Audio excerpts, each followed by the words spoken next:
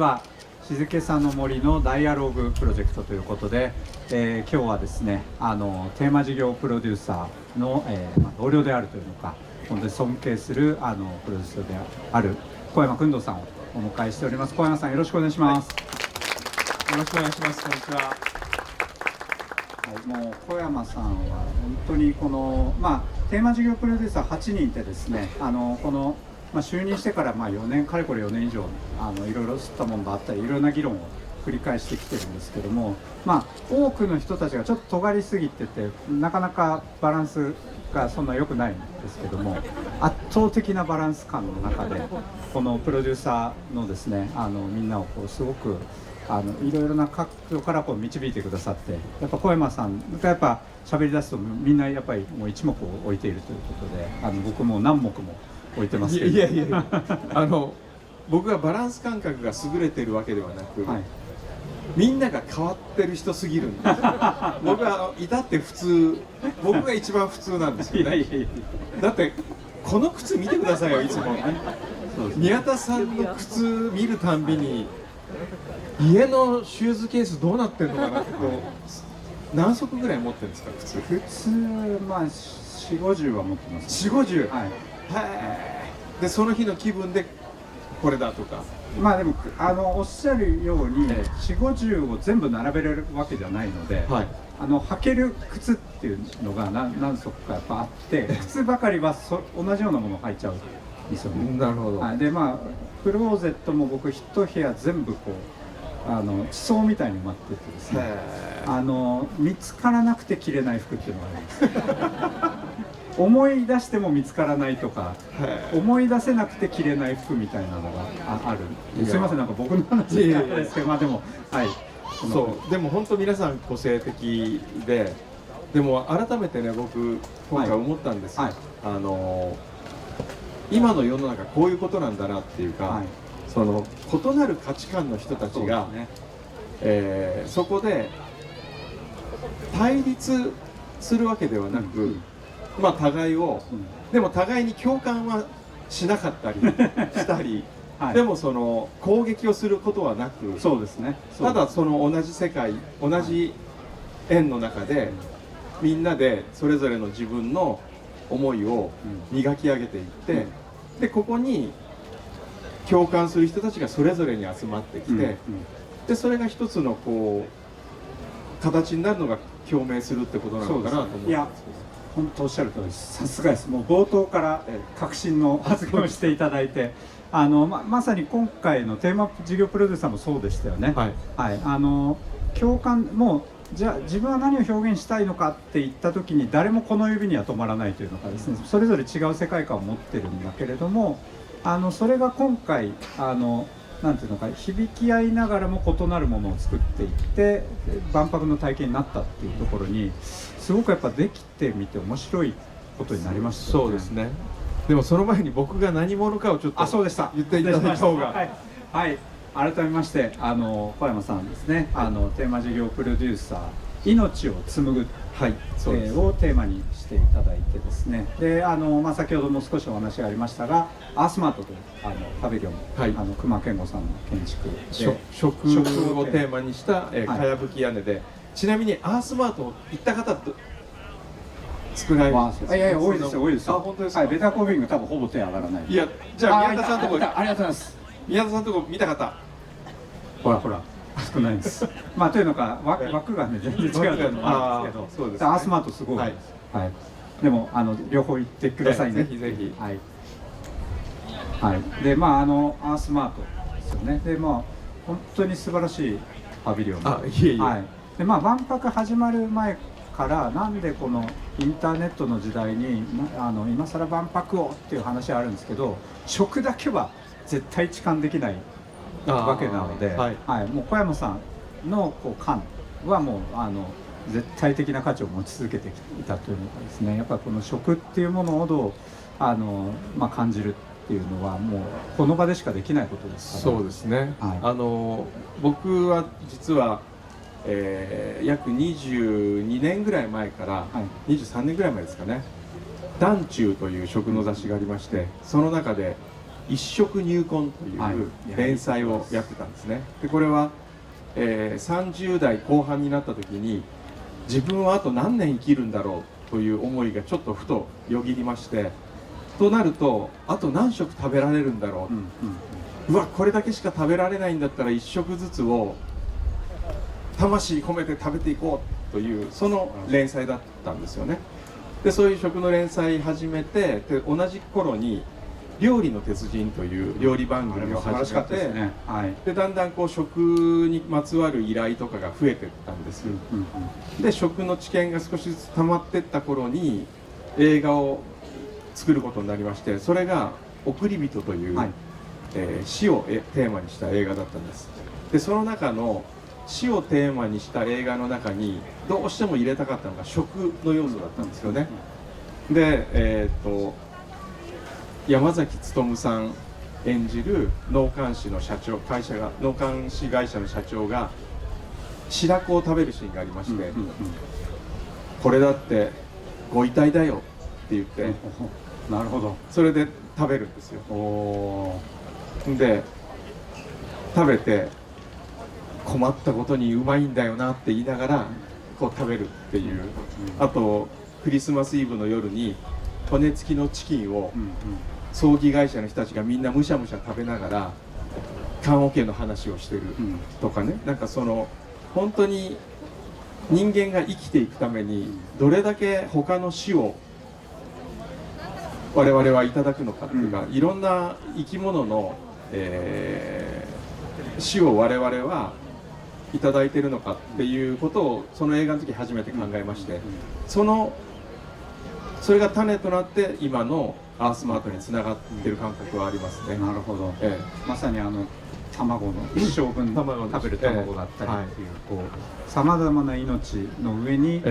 一人一人の人生があり、でそして私たちの生態系もこうつながっているっていう。そうですね、で今回5年ぐらいかけていろいろ食べるということと生きるということを考えてきたんですけど、そこでまず気づいたのは、ほとんどの生き物は、他の生き物に食べられて死んだりとか、死んだものを食べられたりとか、食べられるんですよね。で他の命のためにその命は存在してて、で人間の命だけが直接的に食べられるわけではなく、他の人の命にはならないっていう、じゃあ何のために人間の命はあるんだろうかっていうことを考えた時に、やっぱり人間は他の命にとって何をしてあげられるかとか、そういう発想にならなきゃいけないんじゃないかなというふうに思いました。まさに何でしょうね、その人間が環境に適応して変化していく過程で、脳っていうものをこう生物としては獲得して、でその上にさらに人格が乗ったわけですよね。でこの人格っていうことが乗ったことによって、まさに死っていうものを、なんていうのか、他の命に触れさせないというのは、生きている人たちの記憶だったりをこう紡ぐものになっていくので、やっぱりこう環境に返さないっていうことを選んだ文化が非常に多いわけですね。土葬とか彫葬とか風葬とかあるんですけど、やっぱり日本のように火葬したりとか、あるいは棺桶に埋葬するっていうのは、まさにそれを拒んでいるわけなので、ある種その記憶、その人が死後も何かしらの影響をもたらすっていう、まさに脳の獲得によってつながりから隔たれたけれども、でもだからこそ貢献できるというのか、つながりを作ることもできるんじゃないかと、そういうことですよね。素晴らしい。その意思を持ちながらこの命を紡ぐ私たちだからこそ、じゃあ何ができるのかっていう、まさにその問いの宝庫がアースマートにあるというふうに考えると、なんかすごい深まりますね。なんか我々宗教の集会に皆さん来てるみたいな。いやそんな今さすがですね。それをまた客観化していく。そうですね。じゃあアースマートの話。アースマートはですね、来たことがない方のために言いますと、主に2つのフロアからで構成されています。一つは命のフロアといいまして、本当に一人の人間が自分の一つの命を数十年間、うん80年か90年か紡いでいくために、その間にどれだけ他の命をいただいているのかということを実感していただく、体感していただくというフロア、あるいは他の国の人はどんなものを食べているんだろうとか、日本はなんて豊かなんだろうみたいなことをちょっと実感してもらうフロアと、もう一つが未来のフロアといいまして、これからどんな食べ方をすればいいのか、どういうものが世の中にあふれてくるのかというものを、見ていただくためのフロア、この2つに分かれています。で、命のフロアは先ほど宮津さんにちょっと言っていただいた、日本人はだいたい平均死ぬまでに2万8000個の卵を食べるそうです。2万8000個っていうのは世界で2番目、1番中国なんですよ。あ、なるほど。で2番目なんですけど、その自分が一生分食べる卵を目で見たらどんな気分になるんだろうということでシャンデリアのようにこう釣ってたりとかする、そういう命のフロアというのがあります。でもう一つのフロアが未来のフロアで、でこれは、未来のフロアなんですけど、入ったところにいきなり今年100歳になる数寄屋橋二郎の小野次郎さんが寿司を握っているという映像が出てきます。なんで未来なのに100歳のおじいちゃんがお寿司握ってんだと思われるかもしれませんけれども、二郎さんは普段お店で天然魚しか握らないんですよね。天然しか握らない二郎さんがそこで握ってるのは陸上養殖の魚か品種改良された魚、つまり未来の魚を握っていると。で二郎さんはこういう未来を作るためには、過去の伝統と革新が融合することによって未来は生まれていくんだというメッセージを放ちたいと。なるほど。そういう思いで握ってくださってます。すごい。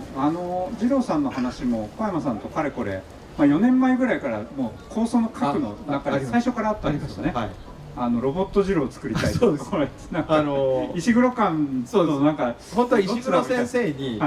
二郎さんのロボット作ってもらってできないかと思って。ジロロイドみたいな。ジロロイド。アンジロイドじゃなくて、そういう話。マツコロイドならぬみたいな。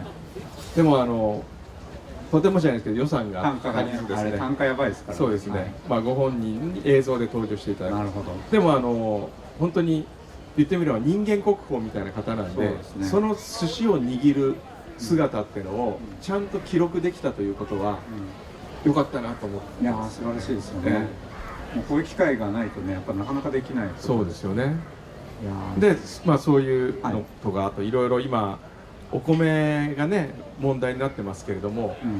冷凍食品の最先端ということで、マイナス196度で冷凍したものを、食材を力を加えるとパウダー化するんですよね。でそのパウダーと、米粉を混ぜてもう一回米の形に成形すると、その食材そのものの米になるという技術を開発した先生がいらっしゃって、なるほど。古川先生と山形大学の、でそのお米を展示していたりします。でもその一番クライマックスがアースフーズ25という、もう日本の伝統食材、日本の食の知恵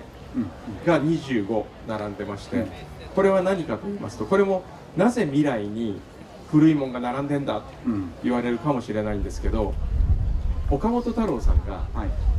70年やった時に、あれ人類の進歩と調和だったじゃないですか。で、すごいいいことをおっしゃってて、進歩とは未来だけを見ることではない、過去をしっかり見つめながら未来を考えることが進歩なんです。調和とはみんなただ仲良くすることではない、対立して意見を言い合い、そしてその先に調和があるんだみたいな話をされて、まさに本当にいい言葉だなと思ったんですけど、その進歩の方、過去をしっかりと見つめる、食の過去をしっかりと見つめた時に、日本人は当たり前だと思うけど、世界の人にとってはまだ未知なるもののものってたくさんあるんですよね。例えばフグ、大阪、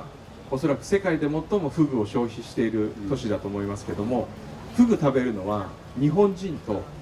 韓国の一部の方と中国の一部の方うんしかいないけれども、世界中の海にフグは泳いでいるわけで、もし世界の人がフグの美味しさを知り、毒の抜き方、調理法を知ったら、新しいタンパク質、タンパク源を開発しなくても、うんそれでタンパク源増えるわけですよね。そうですねえ視点を変えるえ、視だけでも点を変えるだけで、うんというものをたくさん皆さんに提示をし、日本はこうですよ、うん他の国にもきっと同じようなものが、食の知恵、食材があるに違いないから、それを世界のみんなで共有しシェアすれば、うん食の未来はより輝くんじゃないですかという提案いやー素晴らしいですね、まさにこの価値を共に作るっていう今回の万博のテーマですよね、はいこれまでの万博っていうのは本当にそれぞれのパビリオンが閉じて自分たちの主張をしていたんですけども、小山さんのこの最後の展示っていうのはまさにこう日本のアイディアを世界に開きながらここからの食文化の未来を開いていこうじゃないかっていうそういうこう提案にもなってるそうですね。素晴らしい、でその中の一つが梅干し、梅干し、はい、今日はくしくも皆さん梅の日ですよ。あすごい、えなるほど、こんな大事な日に大事すいません、このいやいやダイアログに出ていただいいやいやてまさにあれですね、梅干し、梅干し、今日つけたの、それで今日、はうちのパビリオンの中で梅干しも一つのアースフーズなんです。うんでなぜアースフーズかというと、うんイギリス王室アカデミーが人類にとっての食の発明ベスト20っていうのをうんうん2012年に発表したんですよ。うんその時の上位3つは何かというと、うん保存に関する技術ばっかりなんですよ。おー3位が缶詰、なるほど、 2位が殺菌法、うん1位が冷凍。うん、まあ確かに、ええなるほど、これを人類は手に入れたことで、人類の食というのはぐわーっと広がった。広がりましたね、ええ確かにそう考えた時に、梅干しって電気の力を使うことなく、確かにそう、塩だけで数十年ほぼ永久に持つと言われておりまして、でもサステイナブルなえアプローチであるという、そう確かに前回の1970年万博は冷凍食品がそこからそうですよね。バーンって広まってたんですよね、でもちろん冷凍っていうのは素晴らしいけれども、やっぱり凍らせた状態を維持するっていうこの、いわゆるこの電気 CO2 のバランスを考えたときに、なかなか課題がまだまだあるけれども、そうですね。このいわゆる漬物っていうのか梅干しですね、梅干しのこの一つのアプローチっていうものにはすごい可能性がある。そうです。なるほど。でこれを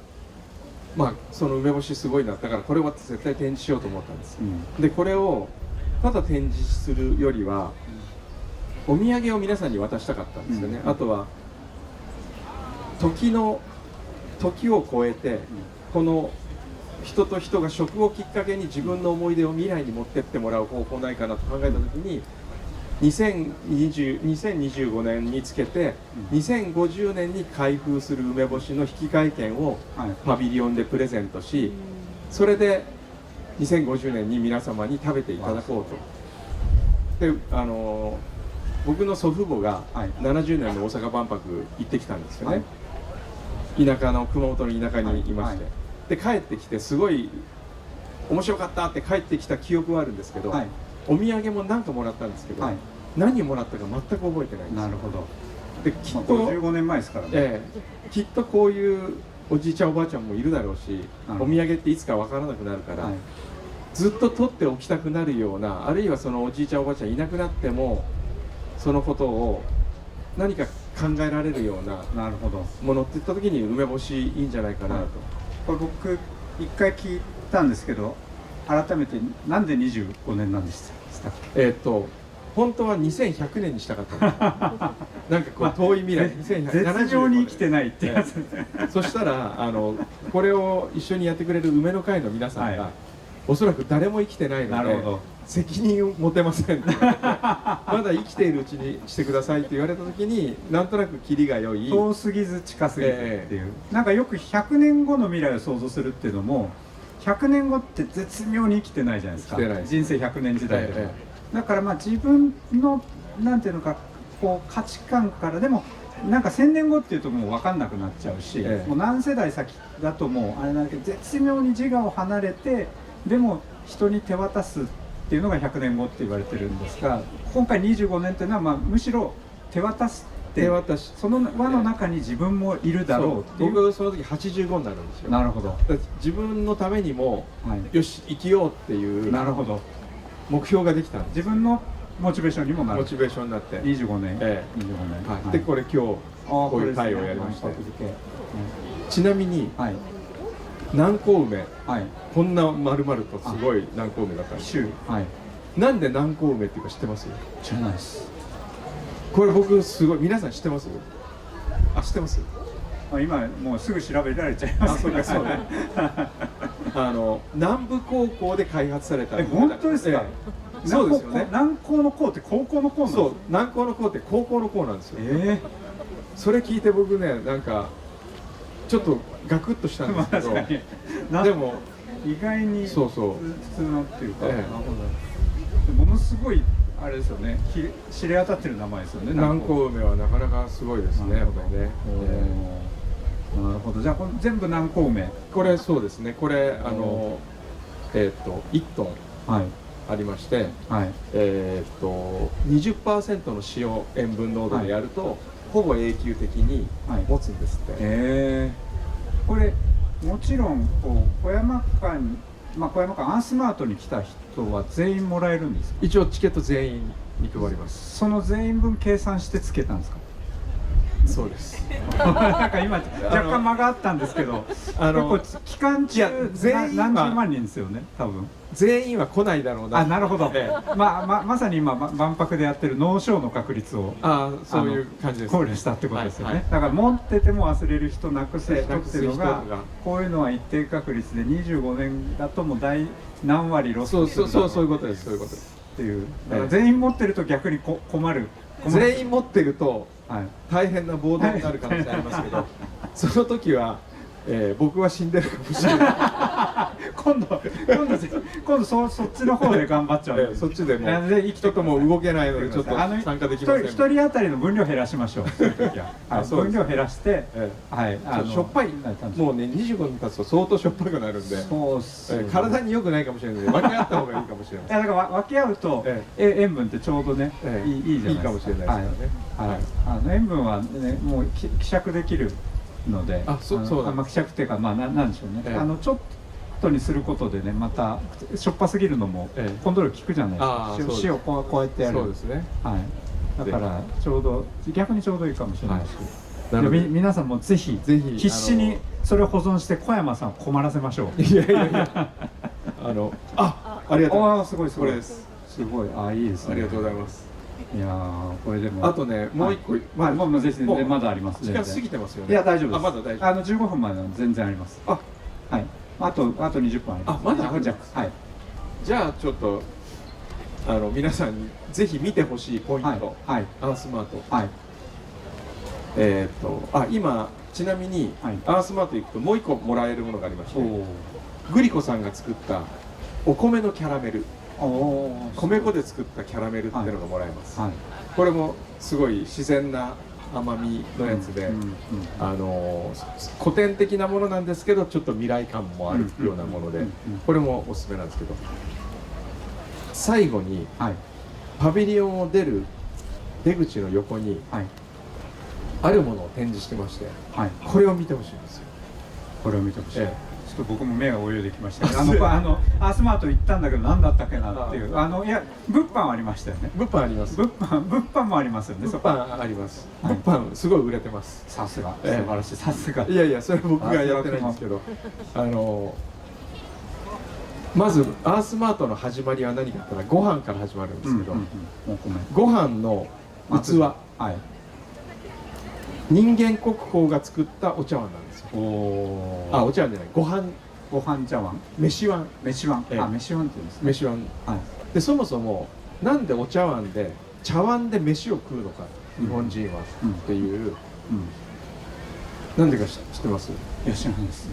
僕も知らなくて、これはその人間国宝の先生に教わったんですけど、ある瀬戸物って言ったある産地のマーケティング戦略で、お茶碗を売るときにどうやったら売れるだろう、そうだこれでお茶だけ飲ませんじゃなくて、これでご飯も食べさせればなるほど。倍になるじゃないかみたいなそれでマーケティングから来てる。マーケティングから来てるらしいんですよ。それで時期でなるほど。お茶碗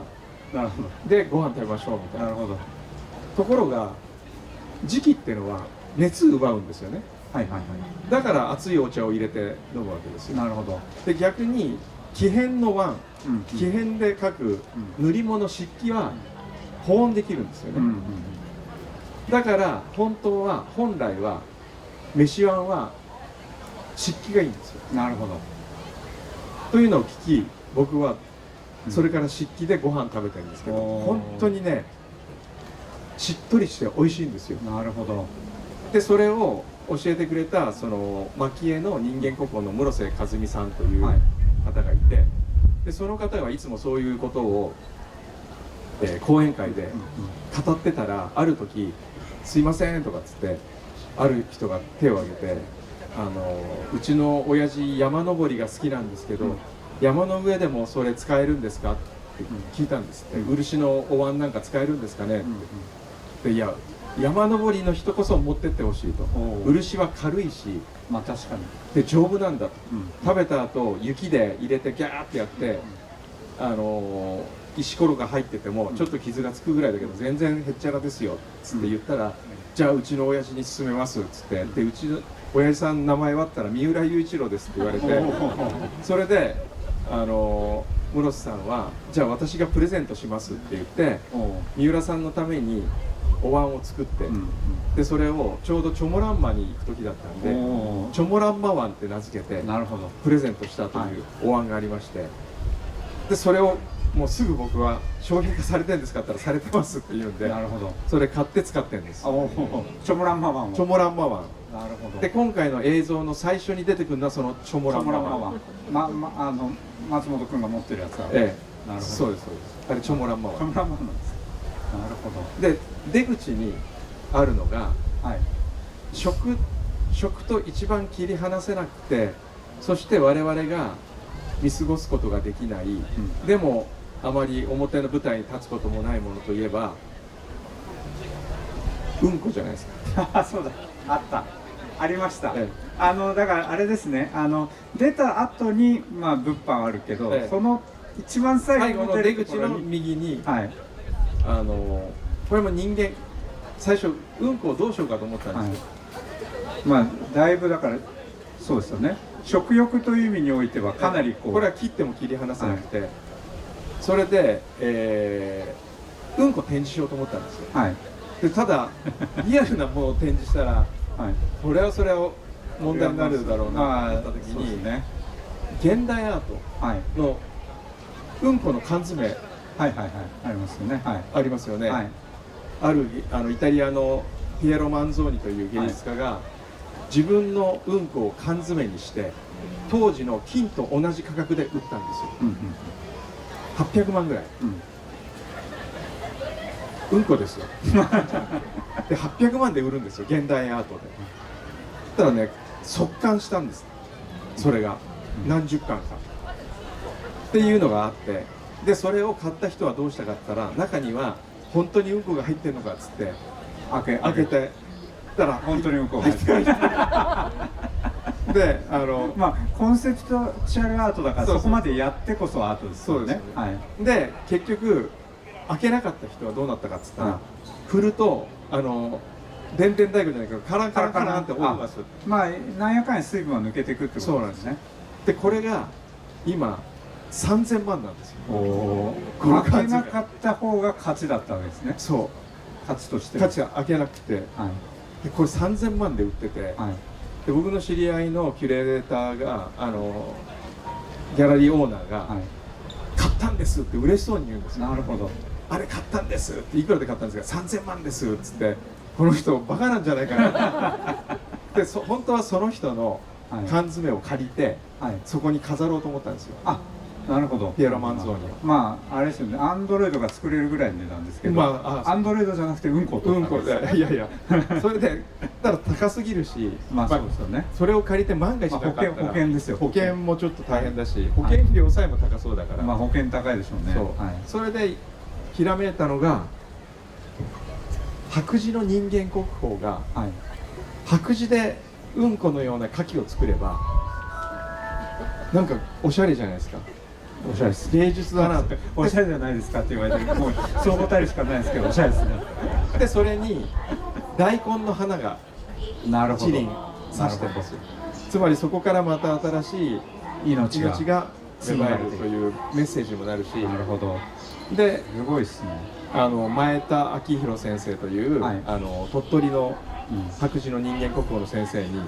「うんこ作ってくれませんか?」って言ったら「は?」とかって言われて、で事情を説明したら「それは面白い、やりましょう」って言って作ってくださった。万博で何を展示したんですかって、うんこですって。でもうんこっつっても運がいい悪いの運に壺って書いてうんこっていう、いろいろちょっとあれですね、散らしてるんですね。ちょっとそうですね、穏やかな感じにいやーすごい。いやでもこれアースマートの最後のメッセージはごちそうさまじゃなくていただきますいただきます、ね。はいだからみんなうんこ見ながらいただきますって言ってるんですね。見えないところに飾ってるんでまあでもなんかそこも結構シュールでそういいですよね。だから最後ごちそうさまじゃなくていただきますって言ってもすごくやっぱ素敵だなって。いやまず「いただきます」をやっぱり世界にはい伝えたいなという思いがありましたので、本当は最後はごちそうさまなんですけど、はいただ出てから本当の未来食堂が未来食堂ではいある外には食がありますから、、はいただきますという思いで出ていただくという、いや素晴らしい、はい素晴らしい。うんこ見ながらえいただきますと言って、最であそこで食べるっていう素晴らしいですね。いやもうでも未来食堂も素晴らしいですよね。未来食堂素晴らしいですね、はいぜひあそこのねいろんな僕は日本一美味しいとんかつだと思ってますよね、野口さんとか。ええだからそういう自分の店を閉めて万博に人生をかけてくる方もいらっしゃるすごいですっていう。そうですね。すごい、さすが小山君堂セレクトはすごいいなやいやいや、もう本当でも店閉めて半年しか店開けないのに店出してるってすごい人生ですよね。いやすごいですよ。でこの後考えてないんですって、はいいや本当にそう、僕も行きましたけど、えすごいですね。でもやっぱり大将がもうその場で自分で命かけてあげてるんで、めちゃくちゃ美味しい美味です。しいですね。とんかつって低温揚げか高温揚げかとかロースかヒレなのかとかいろいろ議論があったんですけど、全部出すっていうね、もうあれが答えだな。すごいです、はい、僕も人生で初めて6800円のとんかつを食べました6800円するんですよ。でもそれに全く見合う、そうですね、はい、お寿司の値段なんかを考えるとお寿司のように少しずつ何貫も出していくんですよね、そう考えるとね、でしかも間違いなく僕は世界一だと思ってるんですけど、世界一のとんかつの一角だっていうふうに思えば、やっぱそれだけの価値はあると思います、それがやっぱねアースマート出た後にあるっていうのは素晴らしい。そうですね、宮田さんのところの話しなくていい？大丈夫です。もう時間もじゃあ少しまたちょっと話題変わるんですけど、さっきまさにお米の話が出ましたが、お米なんかもう減反政策で、みんなパン食べるようになったからって言ってどんどん減らされていったけれど、今いろいろゆえんがあってお米の大事さをみんなが認識してるじゃないですか、価値がバーンって上がった、同じように万博の価値も上がったというか、開く前はもうボコボコにされてましたけど、いろいろなところから、万博はまさにこの相手盛り上がっていったこの今の状況をこの小山さんの視点からどういうふうに見られてるのかなっていうのもすごく。いやよく近郊の高校とか、修学旅行を USJ にしたとかって、それがまたニュースになったりしましたけど、本当にもったいないと思うんですよね。だって1周2キロの円の中に、世界160カ国地域余りが誰もいがみ合うことなく、敵意を抱くこともなく、自分たちの文化芸術を発信したい、そうですね、私たちをみんな来てくださいというフレンドリーな思いで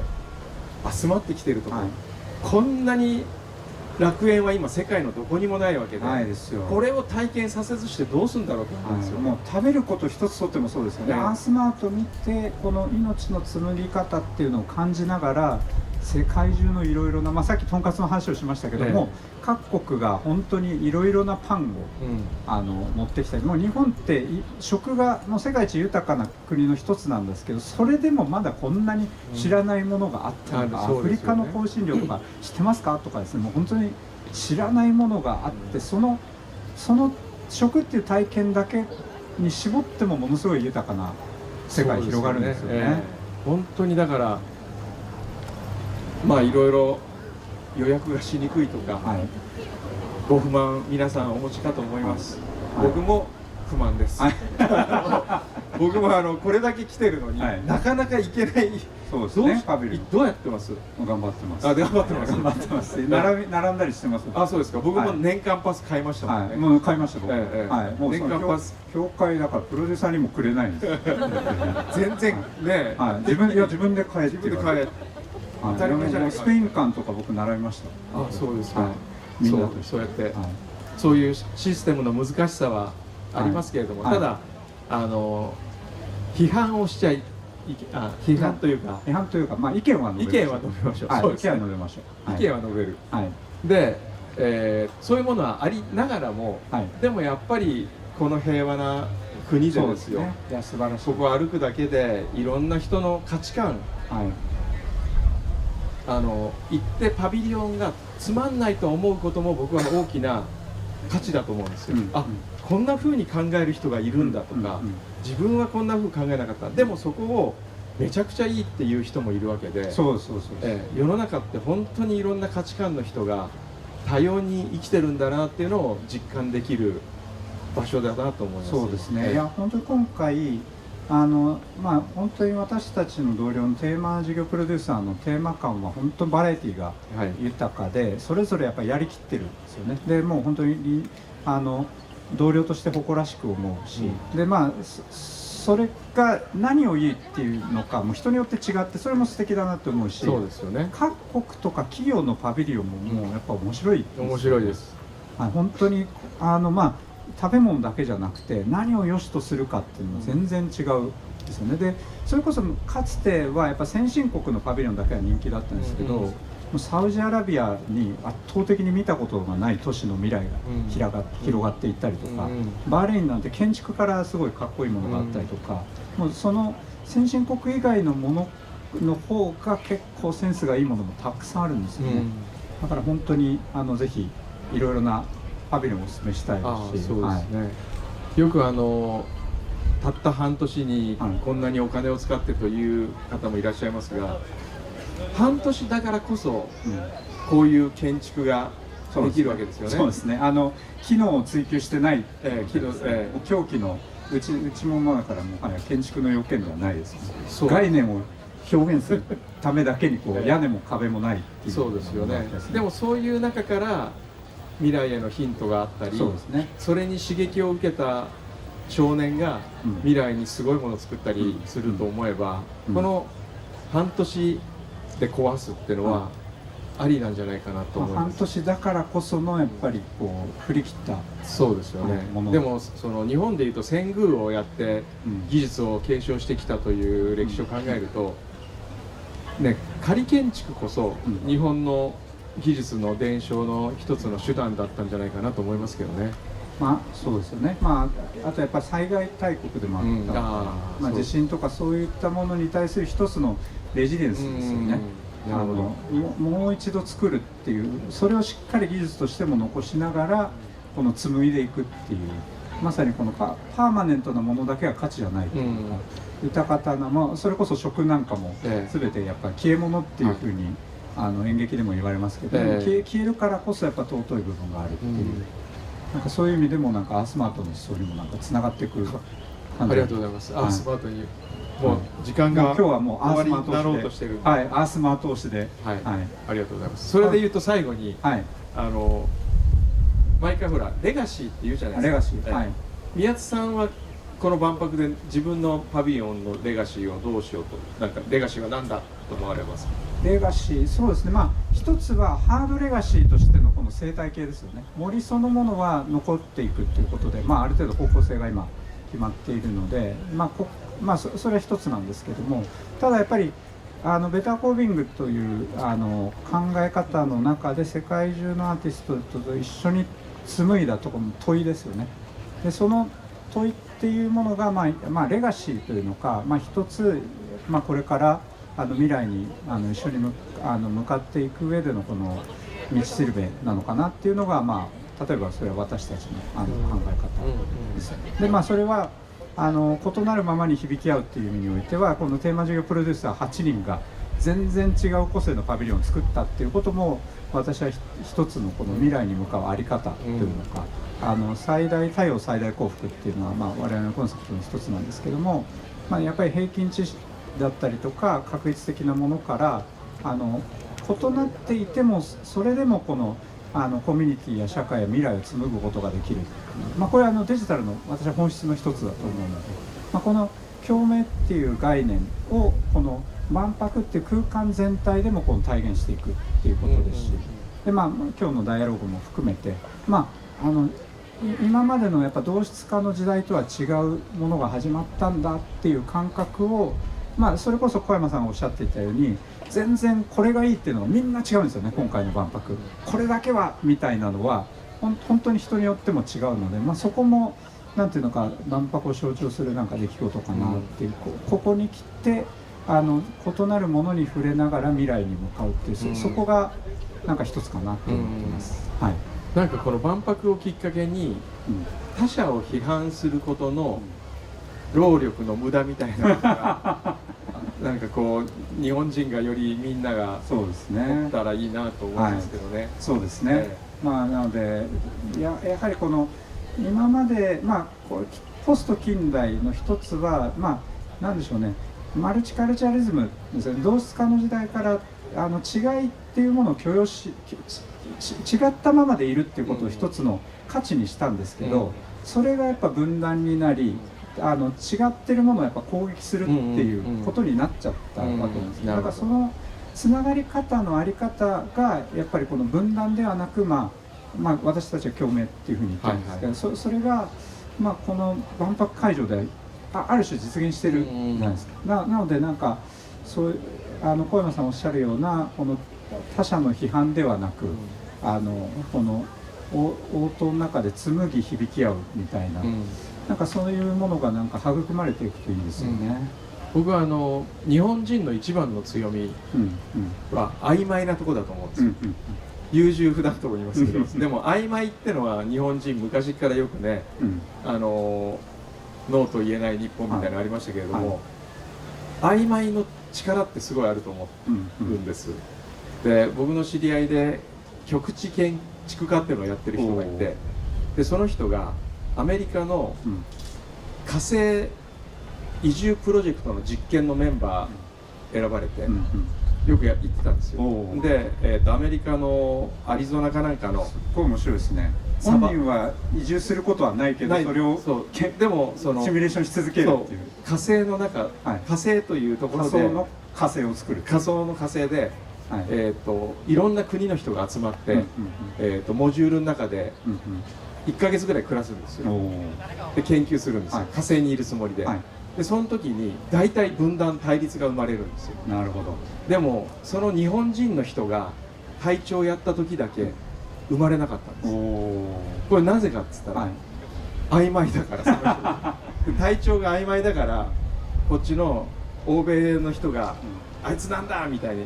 言ってきたら、同質化を求めようとするわけですよね。あいつ違うだろうみたいな、そうだよね、あなたの気持ちわかるよとか、でこっちがまた言うと、そうだよね、あなたの言ってることもわかるよってこうクッション材になって、曖昧などっちつかずの隊長だったから分断が生まれず、うまくいったっていうんですよね。なるほど。まさに今回の万博も真ん中にこう力強いシンボルを作るんじゃなくて、曖昧なものを、森っていうものを曖昧な雑然とこうね、あるっていうのが、で生態系そのものつながりで、リングもその一つの象徴なんですよね。どっからでも入れちゃうんで、どこが境界なのかみたいなのがやっぱ曖昧さっていうのは一つ我々というのか、日本の個性でもあり、世界の人たちをつなぐ力にもなりうる。そうですね、建築なんかも日本の縁側ってこう、内側なのか外側なのかとか、宮津さんのところだってね、もうまさに曖昧なものしかないです、逆にそうですよ内側も外側もないので、もう全て風も光も時には雨さえも全部受け入れながらこの、つながるっていう、こう境界がないっていうのが、かっこよくと境界がないんですけど曖昧パビリオンの一言でなるほど、その曖昧が力になるという、そうです、小山さんの素晴らしいまとめ。締めてくださいって僕にカンペがこっちにじゃあいや、なのでベタコービンも含めたちょっと紡ぐと響き合うのつながりを今小山さんにこう振っていただきましたが、小山さんとしてのこの最後の締めというのか、ここ万博をこの先に何をしていきたいのかっていうことを少し。もう僕の話だけでいいですか。はい、もうそれで締めます。いやいや、はい、僕は、アースマートをきっかけ、万博をきっかけに、食のミュージアムを全国に作りたいんです。すごい。全国っていうのはもう都道府県だって美術館、図書館、博物館って必ず各県にいくつもあるじゃないですか。でも食をテーマにしたミュージアムって少しはあります。でもほとんどないですよ。ない。でそのひな形みたいのもないし、確かに。でもし食のミュージアムができたら、まず食育の場所になる、それから、観光の拠点になる。そうですね、食って絶対みんなインバウンド観光、日本これだけ盛り上がって自動車産業を越すような規模になるけれども、何が一番の引きなんだって言ったら食なんですよね。そうなんですよ。食がちゃんと体感できる場所がないってことですね。そうです、そうです。あと生産者の皆さんの、晴れ舞台になる。なるほど。だからどっちかというとエンドのシェフとかだけになっちゃう。そう、シェフではなく生産者で、農水省でしょ、経産省でしょ、観光庁入れて、で、文科省とか横串、そういう省庁を横串にする拠点にもなるんじゃないかなと思って、素晴らしい。それはなんかこう海外から旅行に来た人も、まずあそこ行きたいよね、分かりやすいよねっていうところのなんか拠点になるんで、僕はなんかこう2025年をきっかけに、日本に全国にこういう施設があふれるような、50年後ぐらい、2050年の梅食べるときに各県に1個ずつできたなみたいな思いながら梅食べられたらいいなと。いや、いいですね。ぜひじゃあ皆さんあれですね、食のミュージアムが都道府県全てにできてる時代に梅のチケットを握りしめて、なくさずに握りしめて、小山さんを困らせていきましょう。ぜひ皆さん、アースマートにお越しください。まずはアースマートに行って、そのチケットを手に入れる。そうですね。で出てこっちちょっと歩くともうまたこちらになるので、はい、うちは自由観覧の時間もあるし、静けさの森はもう常に自由観覧なので境界もなく受け入れてますので、皆さんぜひアースマートに行った後はこの辺りにお散歩いただければと思います。小山さん、今日はどうもありがとうございました。ありがとうございました。ありがとうございました。